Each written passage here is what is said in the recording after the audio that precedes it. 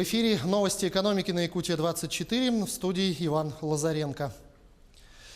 В России сформировался серьезный дефицит качественных торговых площадей. Малому бизнесу приходится переводить квартиры на первых этажах жилых домов в магазинчики, ютиться в подвалах, рассказал заместитель главы Минпромторга Виктор Евтухов. Какой выход? Надо развивать нестационарную и мобильную торговлю, уверены в Минпромторге. Одних только автолавок в стране может появиться не менее 50 тысяч. По оценкам экспертов, развитие нестационарной и мобильной торговли дополнительно создаст до 250 тысяч рабочих мест. В конце прошлого года в Госдуму был внесен законопроект о нестационарной и мобильной торговле. Он вернет на наши улицы ларьки, киоски и автолавки. Это правильный законопроект, и мы считаем, что он действительно создаст условия для того, чтобы в торговле развивалась конкуренция, сказал Евтухов. Компания Visa направила письмо в российские банки с предписанием обеспечить техническую поддержку сервиса по снятию наличных с ее карт в кассах магазинов. Письмо получили банки, выпускающие карты Visa, и те банки, которые обеспечивают прием карт через терминалы в торговых точках. Техническое тестирование сервиса запланировано в апреле.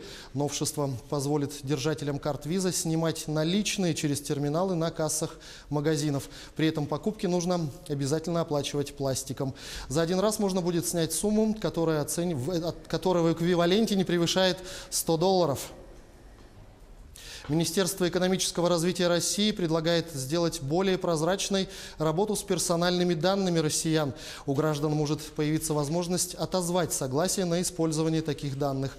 Законодательно усовершенствовать работу с персональными данными планируется в рамках разработки законопроектов, касающихся развития цифровой экономики в России. Сейчас гражданин дает согласие на использование персональных данных, но не может отследить, как они дальше используются, не может отозвать согласие, которое он кому-либо дал. Полагаем, что должна быть создана электронная система, которая позволит управлять согласием на обработку персональных данных и даст возможность понять, у кого такие разрешения есть, и отозвать их, сказал замминистра экономического развития Савва Шипов. Пенсионный фонд рассказал россиянам о способах увеличения пенсии по старости. Прежде всего, гражданам рекомендуют устроиться на официальную работу по трудовой книжке. Кроме того, необходимо следить, чтобы работодатель выплачивал все взносы в государственные и внебюджетные фонды с полной зарплаты сотрудника. Также россиянам напомнили о возможности копить на будущую пенсию с помощью государственной программы софинансирования пенсионных накоплений. Еще одним способом для увеличения пенсионных выплат станет перерасчет назначенной пенсии за периоды ухода за детьми. Ранее сообщалось, что россиян с низкой зарплатой не будут включать в систему индивидуального пенсионного капитала. А в настоящее время обсуждается сумма, ниже которой автоматическое включение в новую пенсионную систему будет исключено.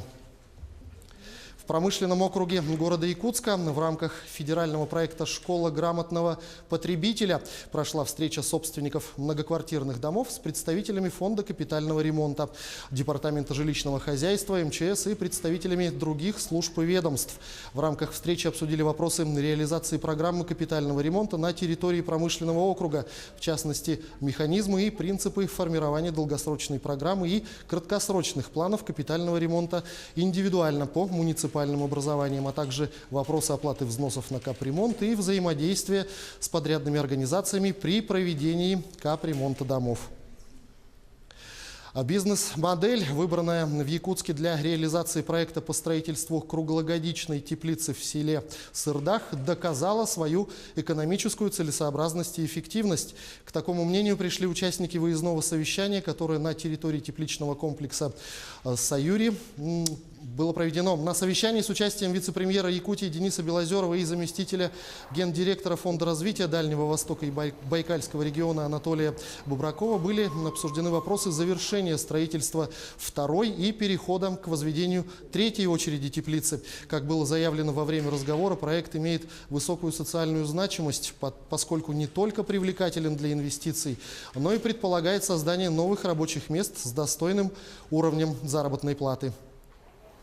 На этом пока все. Оставайтесь в курсе экономических событий на Якутия-24.